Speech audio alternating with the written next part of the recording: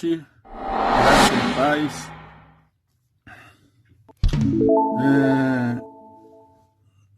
Como estão vocês? E hoje, dia 21 de agosto de 2020, sexta-feira. Na verdade, já estamos no sétimo dia da semana, o Shabat. A partir das 18 horas de sexta já estamos no Shabat, assim como a Bíblia ensina. E queremos compartilhar hoje o seguinte tema. Os três templos de Deus, né? Os três templos de Deus. Então, começando por Êxodo capítulo 25. Êxodo capítulo 25 diz o seguinte: Então falou o Senhor a Moisés, dizendo: Fala aos filhos de Israel, que me tragam uma oferta alçada, de todo homem cujo coração se moveu voluntariamente. Dele tomareis a minha oferta alçada. E no verso 8 ele diz: E me farão um santuário e habitarei no meio deles. Então aqui está a chave de tudo, né? E me farão um santuário e habitarei no meio deles. Deus não mora na terra, ele mora no céu, um outro planeta. Né? Este mundo é a terra. Então há um outro mundo, pelo menos pode ser até mais de um. Dois pode ser os céus, né? Pode ser mais de um cosmos. E Deus não mora na terra, ele mora no céu, um outro mundo. Então, porém, ele botou uma condição para que ele habitasse na terra, para essa história com o povo de Israel. Então ele disse: E me farão um santuário e habitarei no meio deles. Então, para que Deus habitasse na terra, ele exigiu que Israel fizesse para ele um santuário, que é chamado o tabernáculo, né? Que é um santuário móvel. E aí nós vamos ver que realmente eles fizeram isso. Eu vou mostrar algumas coisas aqui. Como foi que eles fizeram esse santuário? Uma casa, né, um tabernáculo, um santuário móvel. E em Êxodo 35, verso 30, diz assim: Depois disse Moisés aos filhos de Israel: Eis que o Senhor tem chamado por nome a Bezalel, filho de Uri, filho de Ur, da tribo de Judá. E o Espírito de Deus o encheu de sabedoria, entendimento, ciência, e em todo artifício, para criar invenções, para trabalhar em ouro, em prata e em cobre, e em lapidar de pedras para engastar, em talhar madeira e para trabalhar em toda obra esmerada. Ou seja, para que qualquer construção seja feita, é necessário um construtor. E nesse caso aqui, Deus escolheu esse homem, Bezalel, filho de Uri, filho de Ur, da tribo de Judá. Então, ele era da tribo de Judá. E o Espírito de Deus o encheu de sabedoria, entendimento e ciência em todo artifício. Então, para que alguma obra seja construída, é necessário que haja um construtor, né? Hoje nós chamamos, tem um engenheiro civil, né? Tem um arquiteto. O arquiteto é a pessoa que desenha, né? Que projeta. E o engenheiro me parece que é a pessoa que vai realmente construir. Então esse homem aqui, chamado Bezalel, foi essa pessoa que Deus... E aí o Espírito de Deus, o Espírito Santo, foi ele mesmo que colocou nesse homem toda essa sabedoria. Né? Nós vemos no meio da terra pessoas com diferentes dons, capacidades diferentes, né? E devemos sempre lembrar que a capacidade humana foi Deus que colocou dentro dessa pessoa com um propósito. Nesse caso aqui, Bezalel era para ele construir o templo. Era uma espécie de mestre de obra, um artista, um escultor. Eu acho que ele tinha era um múltiplo conhecimento, né? Foi Deus que colocou dentro dele para ele fazer a obra. Então, e ainda tinha alguns aprendizes, né? Diz aqui, verso 34. Também lhe dispôs o coração para ensinar a outros. Veja que esse Bezalel recebeu do Espírito de Deus, toda a capacidade já veio dentro dele, mas lhe dispôs o coração para ensinar a outros. Ser uma espécie de discípulo dele, né? Então aí diz aqui, a ele e a Aholiabe, o filho de Aizamaque da tribo de Dan. Esse foi um outro homem, né, que Deus escolheu para fazer esse tabernáculo, que é esse santuário para que Deus habitasse no meio do povo de Israel. Aí diz aí, e encheu de sabedoria do coração, para fazer toda a obra de mestre. A gente chamou de mestre de obra, né? Até a mais engenhosa, a do gravador em azul, em púrpura, em carmesim e em linho fino de tecelão, fazendo toda a obra e criando invenções. Então já tem esse outro homem, Aholiabe, né? Bezalel e Aholiabe, esses são dois homens escolhidos que o Espírito Santo colocou dentro deles essa sabedoria. Então continua. Assim trabalharam Bezalel e Aholiabe, e todo homem sábio de coração, a quem o Senhor dera sabedoria e inteligência, para saber como havia de fazer toda a obra para o serviço do santuário, conforme tudo que o Senhor tinha ordenado. Então, aí está, né, o povo de Israel incumbido de fazer esse santuário para que Deus habitasse no meio deles. Foi a condição que Deus estabeleceu. E aí o povo trouxe oferta, mas essa oferta que o povo trouxe era o material da construção, né? Então, ele diz aí, então Moisés chamou a Bezalel e a Aholiabe e a todo homem sábio de coração, em cujo coração o Senhor tinha dado sabedoria. A todo aquele a quem o seu coração o moveu a se chegar à obra para fazê-la. Eles receberam de Moisés toda a oferta alçada que trouxeram os filhos de Israel. Essa oferta alçada era o seguinte, vamos retornar um pouco, 35, 22, diz assim. Assim vieram homens e mulheres, todos dispostos de coração, trouxeram fivelas, pendentes, anéis, braceletes, todos os objetos de ouro, e todo homem fazia oferta de ouro ao Senhor. E todo homem que se achou com azul, púrpura, carmesim, linho fino, pelos de cabras, peles de carneiro, tintas de vermelho e peles de texugo, os trazia. E todo aquele que fazia oferta alçada de prata ou de metal, a trazia por oferta alçada ao Senhor. E todo aquele que possuía madeira de acácia, a trazia para toda obra do serviço. E todas as mulheres sábias de coração fiavam com as suas mãos e traziam o que tinham fiado, o azul e a púrpura, o carmesim e o linho fino. E todas as mulheres cujo coração as moveu em sabedoria, fiavam os pelos das cabras.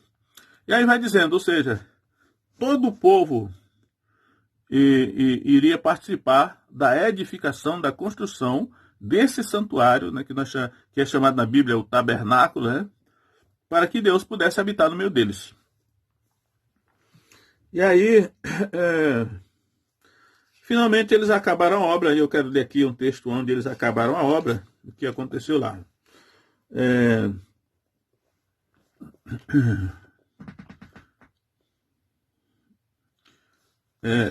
Êxodo 40,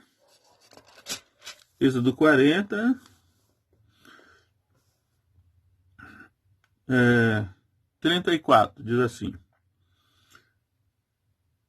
O verso 33 termina dizendo assim: assim Moisés acabou a obra. Verso 34, Êxodo 40, 34. Então a nuvem cobriu a tenda da congregação, e a glória do Senhor encheu o tabernáculo. De maneira que Moisés não pôde entrar na tenda da congregação, porquanto a nuvem permanecia sobre ela. E a glória do Senhor enchia o tabernáculo. Então, duas vezes, né? e a glória do Senhor enchia o tabernáculo. E a glória do Senhor enchia o tabernáculo. E fala da nuvem, né?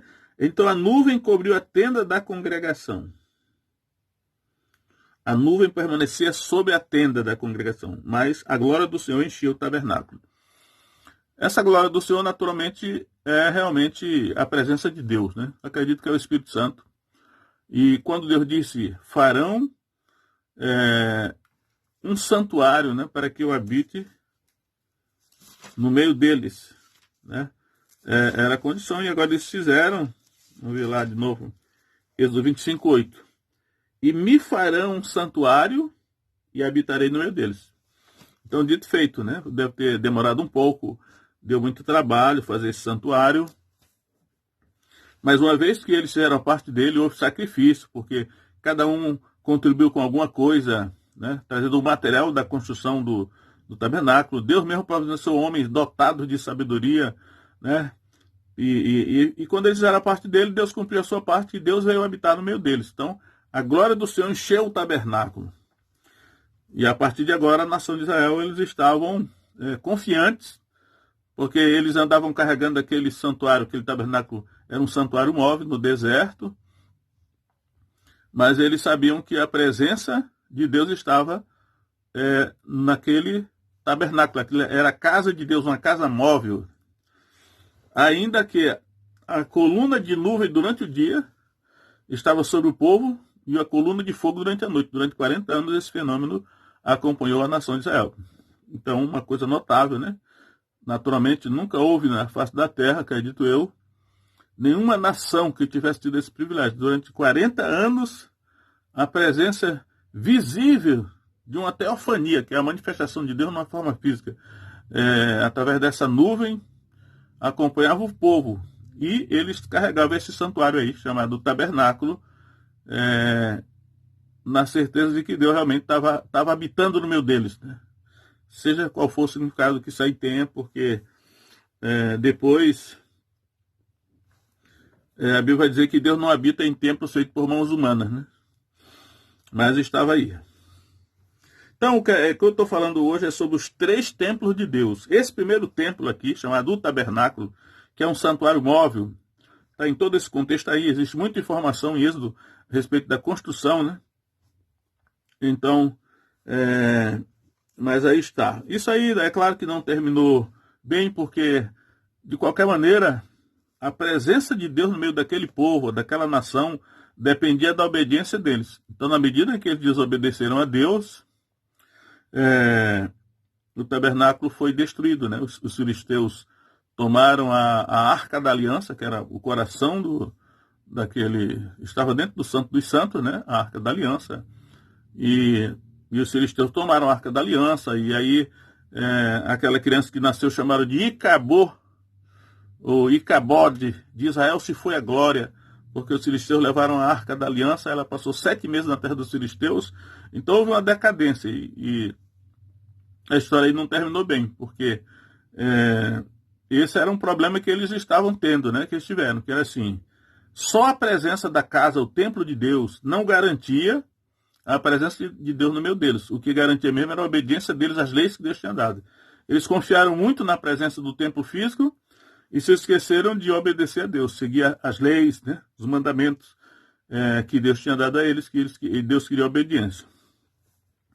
Então essa é a primeira casa. Vamos para a segunda casa, que é o Templo de Jerusalém. Templo de Jerusalém, primeiro livro de Reis, eu vou mostrar aqui, é Salomão, né? Agora alguma diferença. O templo é fixo, é um santuário fixo agora, é o Templo de Jerusalém, mas tem algumas semelhanças com a construção do primeiro, né?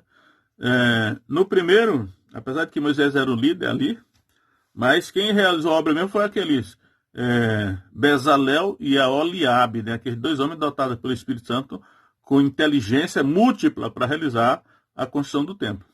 Nesse caso aqui, do Templo de Jerusalém, eu acredito que Salomão é a pessoa que Deus deu essa sabedoria, né? Então vamos ver aqui.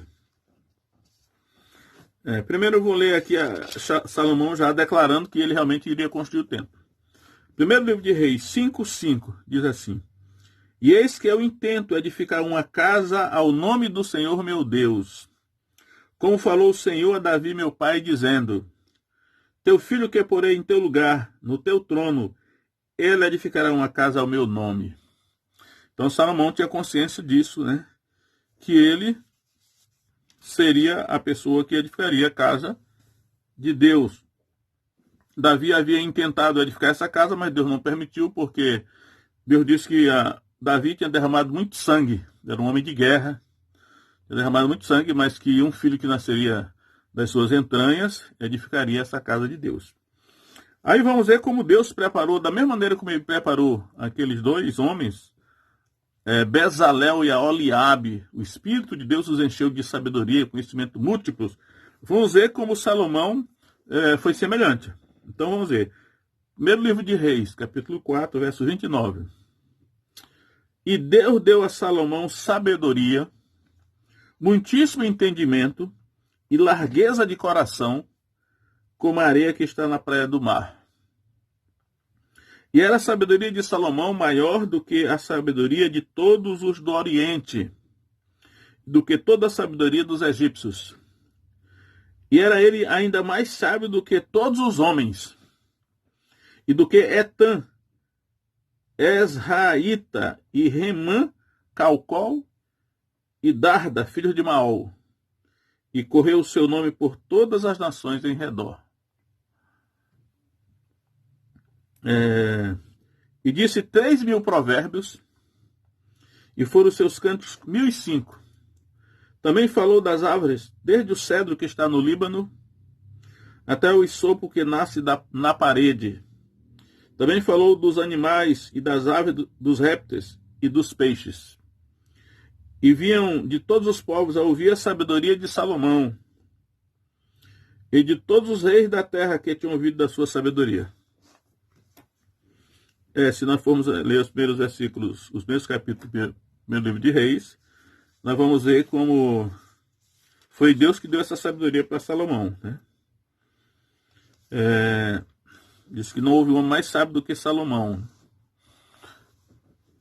Então, foi uma sabedoria sobrenatural. O Espírito de Deus dotou esse homem Salomão de uma sabedoria maior do que qualquer outro homem, né? E provavelmente, um dos objetivos que Deus deu à sabedoria a Salomão era para que ele construísse o templo, né? Porque ele dominava todas as áreas do conhecimento. Se nós fôssemos assim usar a linguagem moderna, não tão moderna, né? A linguagem grega, por assim dizer, Salomão era como que um filósofo. Filosofia, né? Amigo da sabedoria.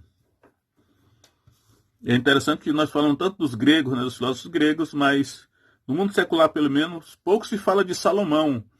E é quase certo que Salomão tinha mais sabedoria do que qualquer dos filósofos gregos, né? Porque a sabedoria dele era de origem divina, foi Deus que deu. Até hoje, percebemos que não digo que muitas, né? Eu acredito que há poucas pessoas que têm assim muita inteligência no mundo. É uma minoria, mas essa minoria deve se lembrar que a inteligência, a sabedoria, o conhecimento que Deus deu, foi Deus que deu, né? O Novo Testamento diz assim: o conhecimento ensoberbece. Eu tenho observado que é verdade mesmo, né? Eu tenho lá que Paulo nem diz assim, pode ensoberbecer. Ele diz que o conhecimento com certeza ensoberbece. Então, a pessoa que tem muito conhecimento, muita inteligência, muita sabedoria, foi Deus que deu para algum propósito. Deve se esforçar para ter humildade, né, e reconhecer que aquela capacidade que ela tem não é dela, foi Deus que deu. E é possível que um dia Deus vai pedir conta da sabedoria que Deus deu para essa pessoa, o que ela fez com ela, né? Então, esse é o homem que Deus preparou para construir o segundo templo de Deus, que é o templo de Jerusalém. O templo de Jerusalém. Vamos ver ainda em primeiro livro de Reis, a respeito do templo de Jerusalém, capítulo 8. Olha só. É interessante que, uma vez que o templo foi concluído, eles trouxeram para o templo de Jerusalém toda a mobília que havia no tabernáculo do deserto, né? Tabernáculo santuário móvel. Então, 1 de Reis 8, verso 4, diz assim: e trouxeram a arca do Senhor para cima, com o tabernáculo da congregação. Olha, o tabernáculo é mencionado aqui. Juntamente com todos os objetos sagrados que havia no tabernáculo. Olha só, toda aquela mobília, né, que é mencionada lá em Êxodo, que havia no tabernáculo, eles trouxeram para colocar no templo. Aí diz aí: assim os trouxeram para cima os sacerdotes e os levitas. E do verso 9 ele vai dizer: na arca nada havia, senão só as 2 tábuas de pedra que Moisés ali pusera, junto a Horebe, quando o Senhor fez a aliança com os filhos de Israel, saindo eles da terra do Egito. Isso aqui é claro que isso aqui é um problema, porque, na verdade, na Arca da Aliança não tinha só as 2 tábuas, mas tinha também um vaso contendo o maná e a vara de Arão que tinha florescido. Mas, durante aquele tempo na terra dos filisteus, é possível que os filisteus que violaram a arca tiraram os objetos sagrados da arca e ficou somente as 2 tábuas de pedra, contendo os 10 mandamentos. É a situação aqui, né?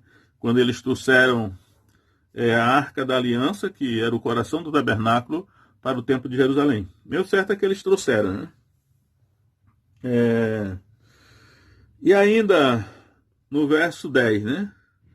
Agora vamos ver aqui. 1 de Reis 8, verso 10.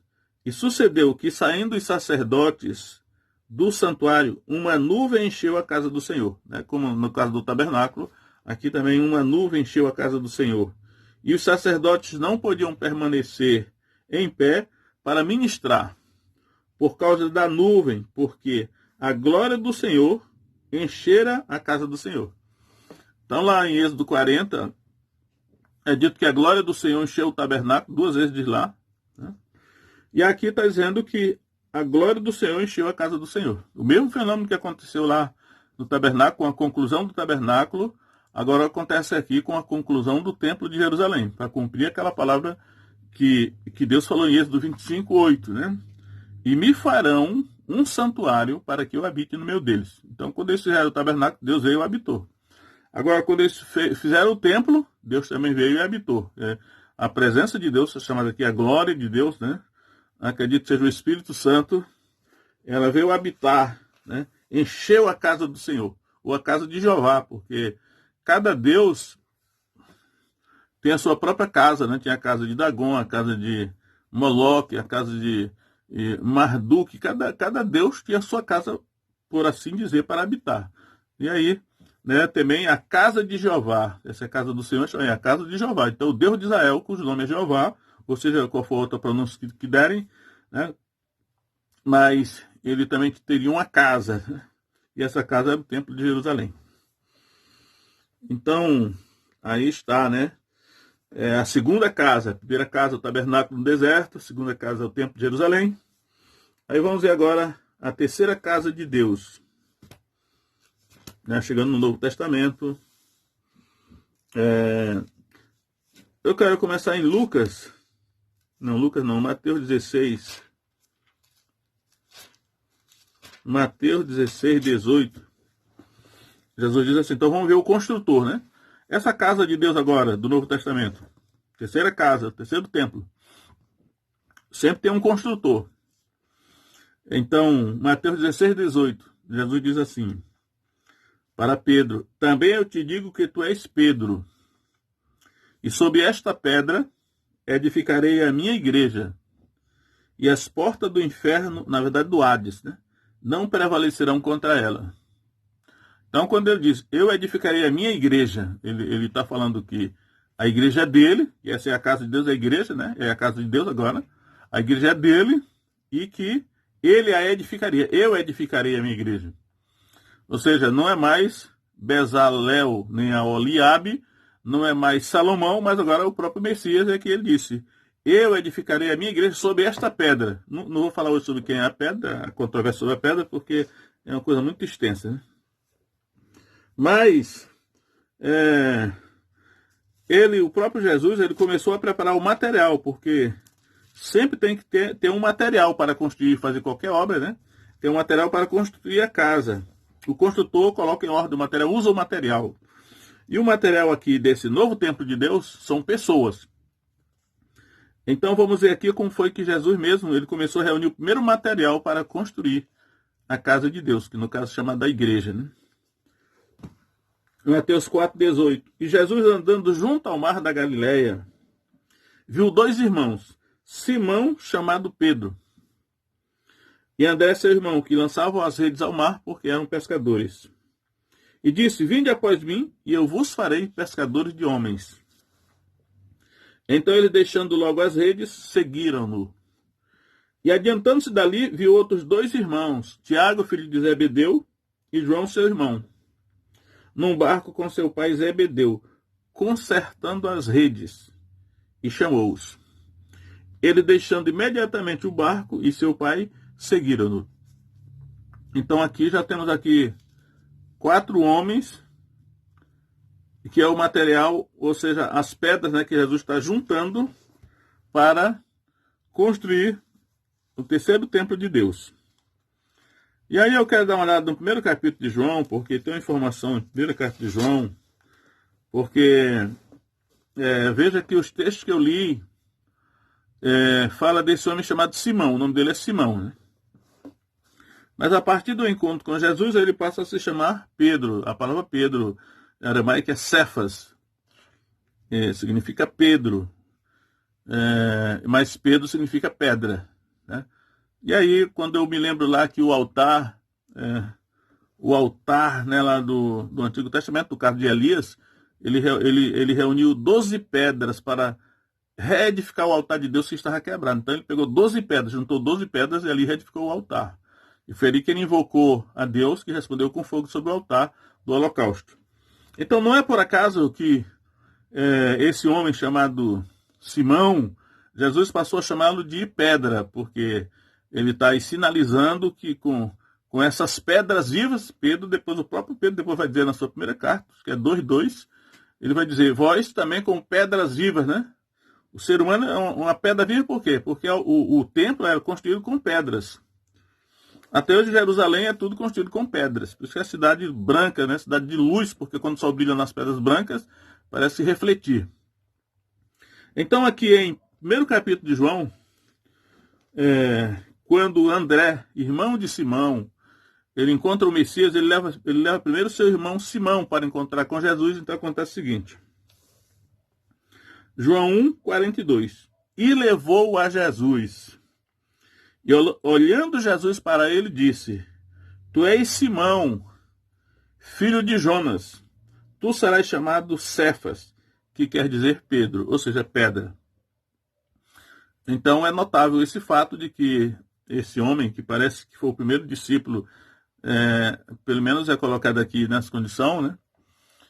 Ele ia ser chamado de pedra, porque é com a pedra que se constrói o templo. E até a cidade, né? A cidade de Jerusalém é construída de pedras. Então vamos encontrar aqui esse terceiro templo. Hoje o pessoal fala em terceiro templo, né?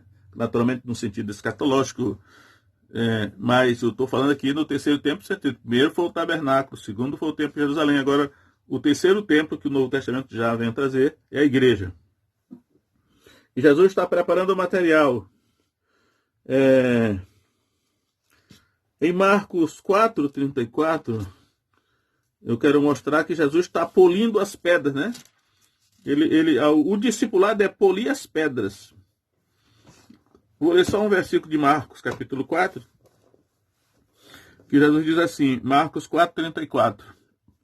E sem parábola nunca lhes falava, porém tudo declarava em particular aos seus discípulos.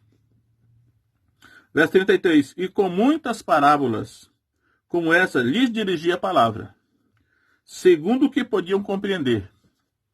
E sem parábolas nunca lhes falava, porém tudo declarava em particular aos seus discípulos. Ou seja, Jesus ele tinha um tratamento especial com seus discípulos. E aí eu digo, ele estava polindo as pedras, né? trabalhando as pedras. Até hoje, aquelas construções megalíticas, né, que são encontradas no Peru, em tantos outros lugares, eles não sabem como é que conseguiram colocar aquelas pedras lá. Eu também não sei. Mas o certo é que essas pedras vivas aqui, que Jesus está aqui ensinando, isso é o polimento das pedras, está preparando as pedras, para depois fazer a unidade, uma pedra se encaixando na outra. Né? Diz que nem um fio de cabelo, passa entre as pedras dessas construções, como por exemplo de Machu Picchu. Então, o processo de discipulado é polir as pedras. Eu acho até que há um certo equívoco aqui hoje, porque não é só reunir pessoas e colocar alguém para liderar essas pessoas, às vezes a pessoa está despreparada para liderar, mas o discipulado é polir as pedras, né? Com o buril, por assim dizer, na linguagem do Antigo Testamento, mas de uma maneira que essas pedras sejam polidas, trabalhadas, e quando elas forem colocadas uma sobre a outra na construção, elas fiquem unidas, né? E não é só uma cor de aparência, tem que ter essência nesse negócio aí. Isso é o discipulado. Polir as pedras é o que Jesus fazia com os discípulos que ele tinha. Então, vamos chegar em Atos agora, né? Porque há uma diferença, é que nós vemos que tanto o tabernáculo como o templo de Jerusalém, quando eles foram concluídos, né? Eles foram concluídos, aí Deus veio habitar. Mas no caso da igreja, a preparação para a construção, e no dia de Pentecostes, era como se a igreja tivesse sido concluída, o prédio estava concluído, só faltava Deus ir habitar. Só que tudo indica que o que foi concluído ali, que Jesus mesmo concluiu pessoalmente, foi a primeira parte da construção, né? E que a partir dali, de Pentecostes, a construção ela não está completa, a construção continua sendo feita, o templo de Deus continua sendo construído, e o material é o material humano, né?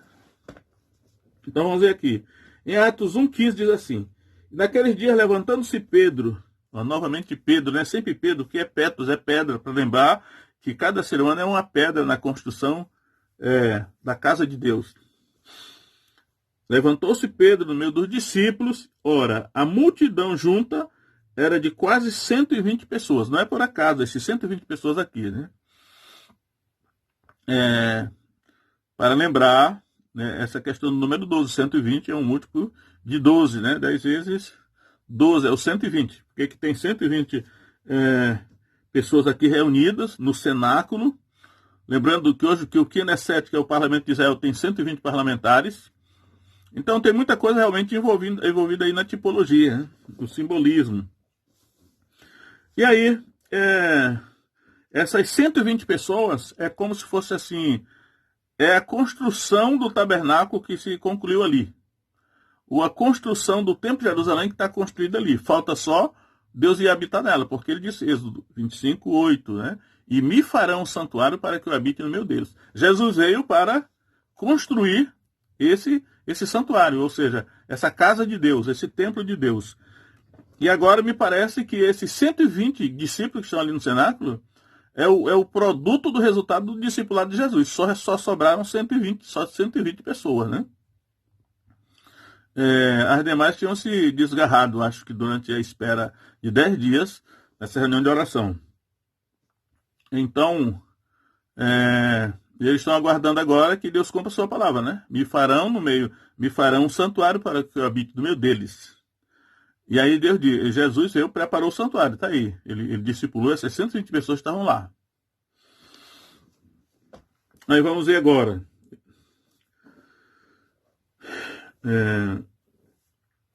Capítulo 2 de Atos, verso 1.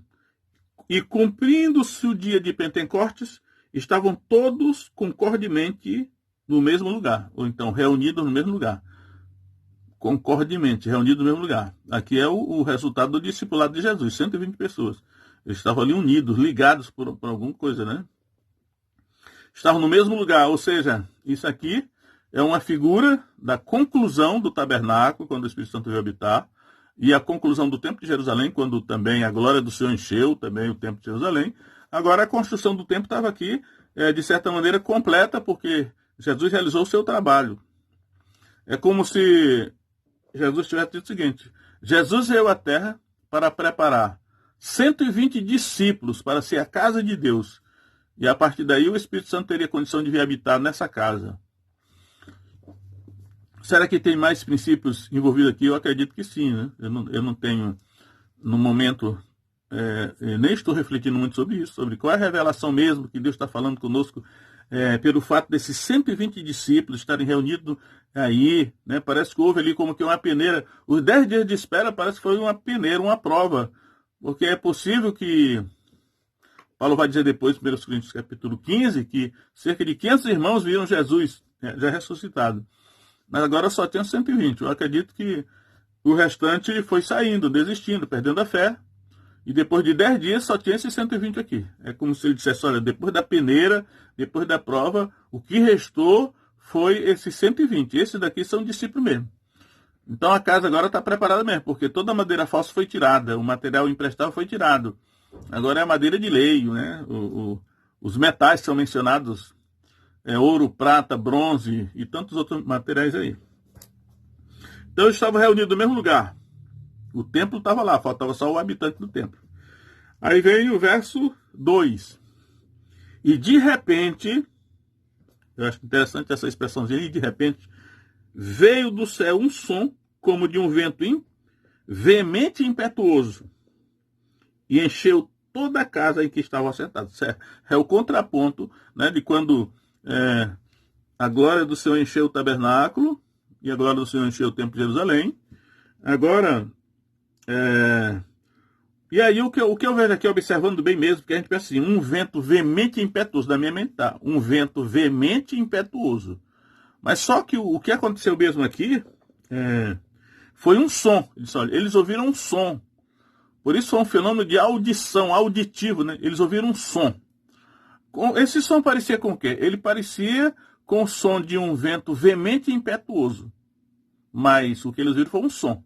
Então o fenômeno foi um fenômeno auditivo. Eles ouviram um som.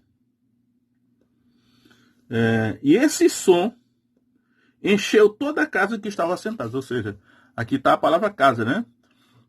Assim como a glória do Senhor encheu o tabernáculo, e a glória do Senhor encheu o templo de Jerusalém, agora esse som, eu acredito que eles começaram a ouvir esse som mais baixo, né? Estou ouvindo um som, parece o som de um vento forte, veemente e impetuoso. Aí o som foi se aproximando, e de repente eles perceberam que o som já tinha enchido toda a casa onde eles estavam assentados.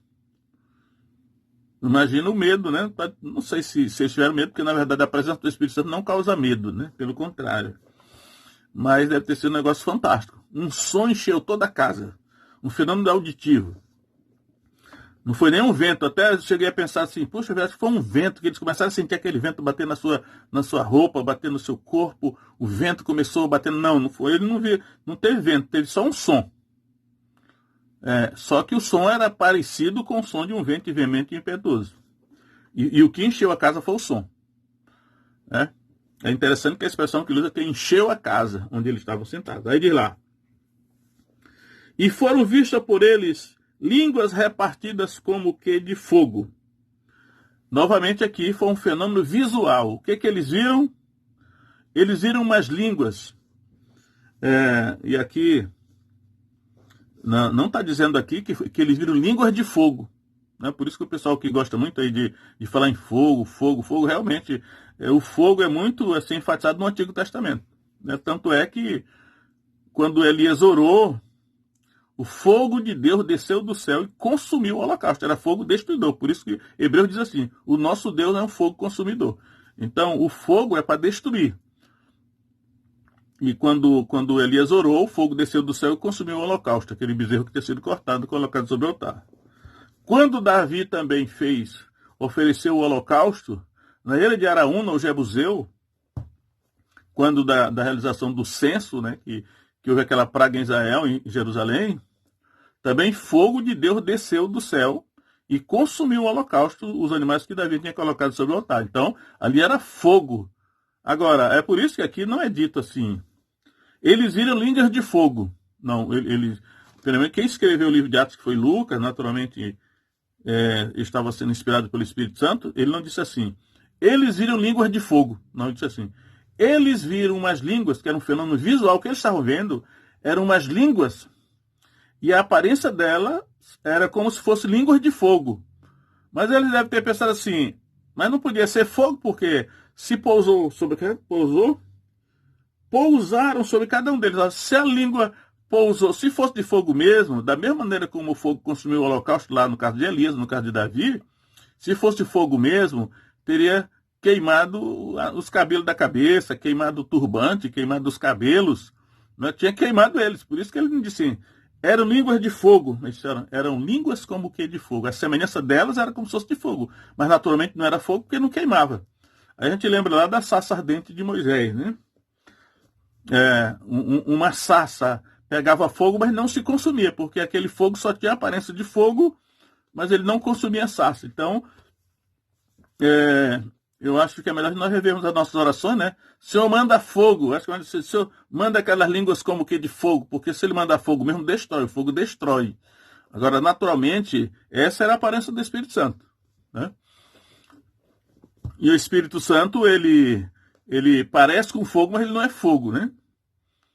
E ele, nesse caso aqui, o que vem sobre o altar agora é o Espírito Santo. Ele consome o pecado, consome a impureza moral e espiritual. Ele faz uma purificação espiritual. Então temos que rever os nossos conceitos, né? Para depois não pedir fogo é juízo, né? Aí ele diz aqui, e pousou sobre cada um deles, né? Pousou sobre cada um deles. Eu acho interessante que esse negócio pousou sobre cada um. Às vezes eu me pergunto, pousou sobre cada um dos 120 ou pousou sobre cada um dos 12? Bom, de maneira geral, nós pensamos que foi sobre cada um dos 120, né? Mas, acho que sim, pode ter sido. Mas se alguém levantar aí a lebre de... Mas será que não foi só sobre os 12? Porque a linguagem que é usada a partir daqui... ela enfatiza o 12, o verso 14. Pedro, porém, pondo-se em pé com os 11, levantou a sua voz e disse-lhes. Ou seja, já são enfatizados aqui os 12, né? Porque era Pedro com os 11. No caso, Matias tinha sido colocado no lugar de Judas. Aí, então, fiquei esse alerta aí, mas vamos falar disso hoje não, né? Aí vamos ver, estão falando sobre a terceira casa. A casa está sendo aí, Deus está vindo habitar na sua casa, porque quando Deus disse em Êxodo 25:8, e me farão um santuário e habitarei no meio deles, agora ele está cumprindo também, porque quando o profeta Natan falou em nome de Deus para Davi, que do seu nome nasceria um filho que edificaria o templo do Senhor, há uma tendência assim, tanto podia ser Salomão como poderia ser o Messias, porque o Messias era filho de Davi, né? Filho de Davi, tem misericórdia de mim. Eu acredito que naquela profecia de Natan, Deus está falando tanto de Salomão, porque realmente ele aprovou a construção do templo de Jerusalém, né? Mas pode também estar falando do Messias, porque o Messias também sairia do lombo de Davi, da casa de Davi, e esse era o templo que ele também estava se referindo. E agora Deus, cumprindo a sua palavra, disse, olha, agora eu vou lá habitar. E aí, de uma maneira mais assim, vamos dizer assim, espetacular, né? Os detalhes da vinda de Deus para ocupar a casa estavam aqui, só que aqui. Foi um passo além. Enquanto, na conclusão do templo, do tabernáculo, ele encheu o tabernáculo, lá no templo ele encheu o templo, aqui nesse caso aqui, já poderia parar aqui. O som que veio do céu encheu a casa. Então Deus vai habitar naquela casa. Mas só que era casa física, e depois ele vai dizer, né? O Altíssimo não habita em templos o Altíssimo não habita em templos feitos por mãos humanas. E aí, o verso 4, e todos foram cheios do Espírito Santo. Ou seja, não foi só a casa que foi cheia desse som, mas agora está se referindo a ele. E todos foram cheios do Espírito Santo. Esse fenômeno de que as pessoas foram cheias do Espírito Santo, ele não aconteceu nem na conclusão do tabernáculo, nem na conclusão do templo de Jerusalém.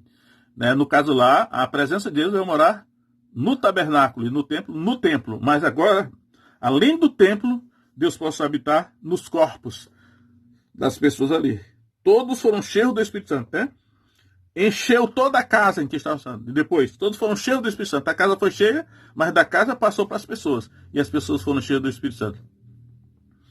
Então, fica aí essa reflexão a respeito dos 3 templos de Deus. Tem muito mais coisa, talvez não possa mensagem, que sabe amanhã eu vou falar na sequência aqui, mais coisa a respeito desse 3º templo, que é a igreja.